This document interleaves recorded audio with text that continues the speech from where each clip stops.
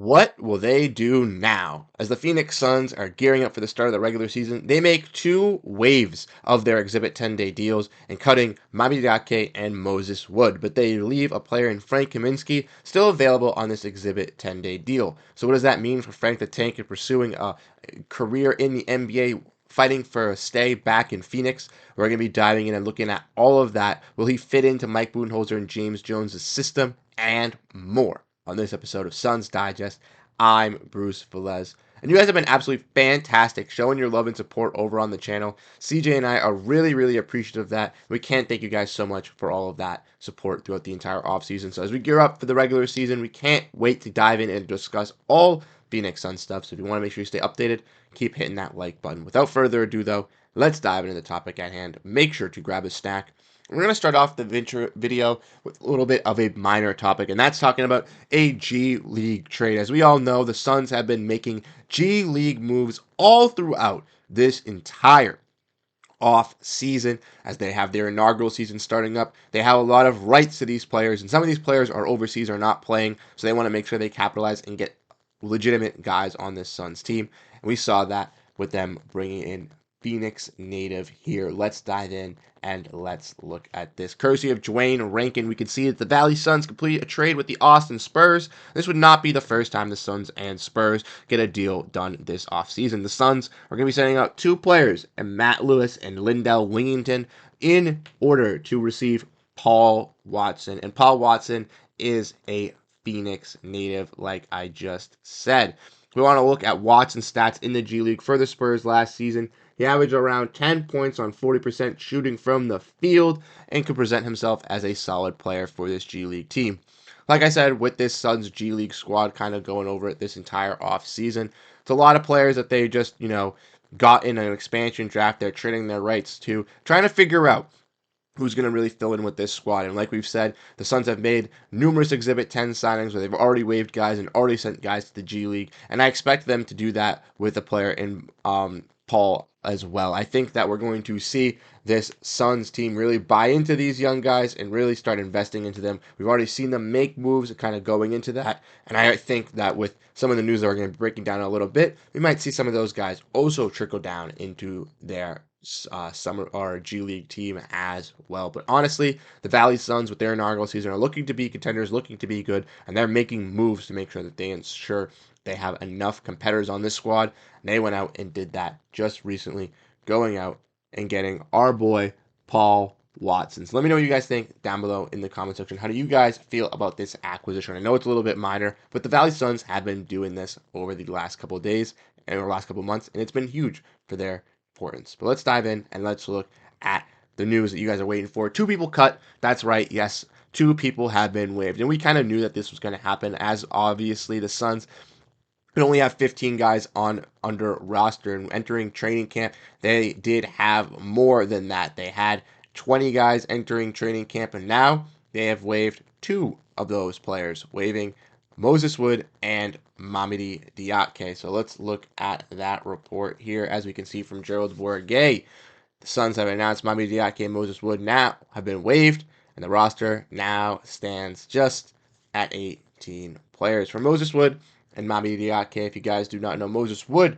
we broke down, was brought in, signed on an Exhibit 10-day deal coming in from the Atlanta Summer League, just a young player from Washington who had some untapped potential, didn't really get to showcase his skills that much with the Suns in the preseason, and Mamadi Diakite, who had been moved numerous times throughout the offseason, moved from the Knicks to the Nets, from the Nets to the Grizzlies, then waived by the Grizzlies, and ultimately his rights from the G League were sent from the Westchester Knicks over to the Suns, where then he was then able to sign in the Exhibit 10 with the Phoenix Suns.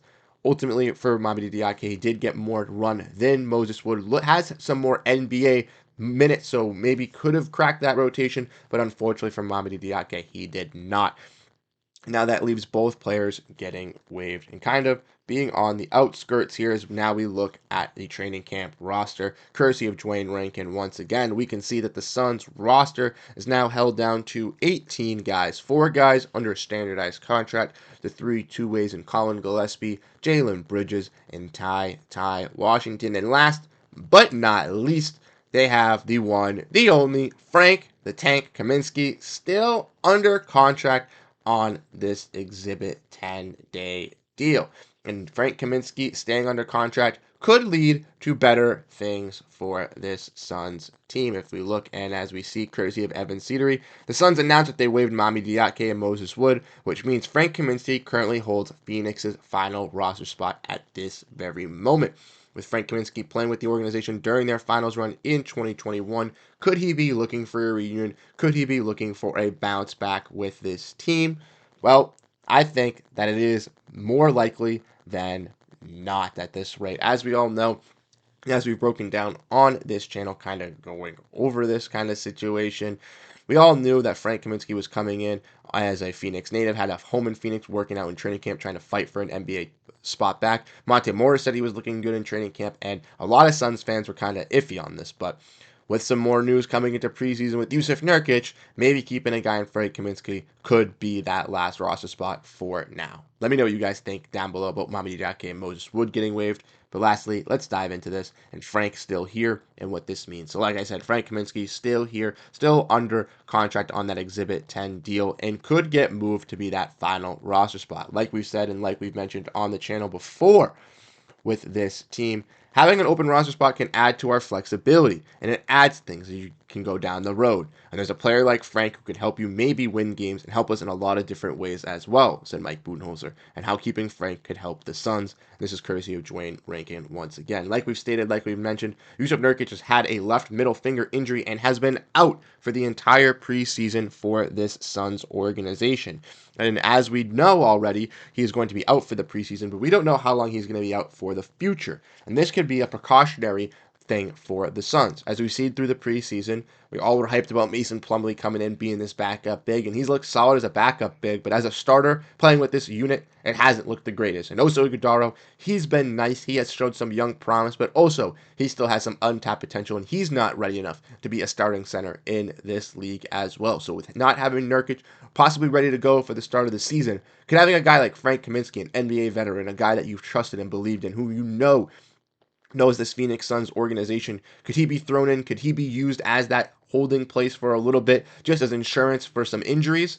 I think so. And with this Suns team, like we said, the front court is probably their biggest issue, their biggest alarm, kind of looking at it with Jusuf Nurkic. Then you have some backups in Plumlee, Oso Iguodala, Bol. But maybe bringing in a player in Frank Kaminsky could help bolster that, add some veteran presence for an instance like this when Nurkic is down or if Nurkic is dealing with an injury. Now, if Nurkic's injury isn't lingering into the season, if it's not that big of an issue, then obviously I could see Frank Kaminsky getting waived and getting passed on with. But for the fact that we saw Moses Wood and Mamadi Diakite both get waived yesterday and not see Frank Kaminsky get waived, it ultimately leads me to think that maybe Frank Kaminsky has this final roster spot basically in control, and ultimately it all just depends on how healthy Jusuf Nurkic is going into the season, on how respectable that he is going to get that spot. When talking back about Mamadi Diakite and Moses Wood, I do forget to mention that with them being waived as Exhibit 10-day deals, they do have the option to join the Suns, some G League team, and be a part of the Valley Suns. Now, both of these players, like we said, I think would take that. They get a little bit of a playing bonus, and I think both teams would welcome these players. Obviously, we've seen the Valley Suns make some moves, trade out some players and only receive one, so they do have some open roster spots. So maybe converting some guys like Moses Wood and Mamadi Diakite to that Valley Suns roster could be key, could be huge for them integrating and making this team as well. And maybe even Frank Kaminsky could get that treatment if he doesn't get brought onto this team as well. But I definitely think that would see Moses Wood on that team, possibly Mamadi Diakite unless he decides to go overseas or compete for another roster spot somewhere else. But I could easily see both of those guys staying in the Valley, working with this G League team, and trying to fight for NBA spots. I could see Frank Kaminsky getting this last roster spot if Nurkic is out. But let me know what you guys think down below. Would you guys like to keep Frank Kaminsky? Do you guys think having him on this Exhibit 10 is still key? Like we said, the Suns still do have one preseason game left and remaining, so we still will have to evaluate that, see how Frank plays in with this squad. Do you guys think he makes the roster as the final roster spot? Do you think the Suns keep it open? Do you still think the Suns would make a move to go and fill that roster spot if Nurkic is out and they don't like Frank? Let us know what you think down below in the comment section. Once again, you guys have been absolutely fantastic. Leaving your thoughts, leaving your comments. It's been really, really appreciative over on Suns Digest. CJ and I are appreciative of it, and you guys have been absolutely fantastic. Once again, I'm Bruce Velez. Thank you guys so much for tuning into this episode here on Suns Digest, and we'll catch you guys in the next one. Have a great rest of your day. Peace out, and go Phoenix Suns.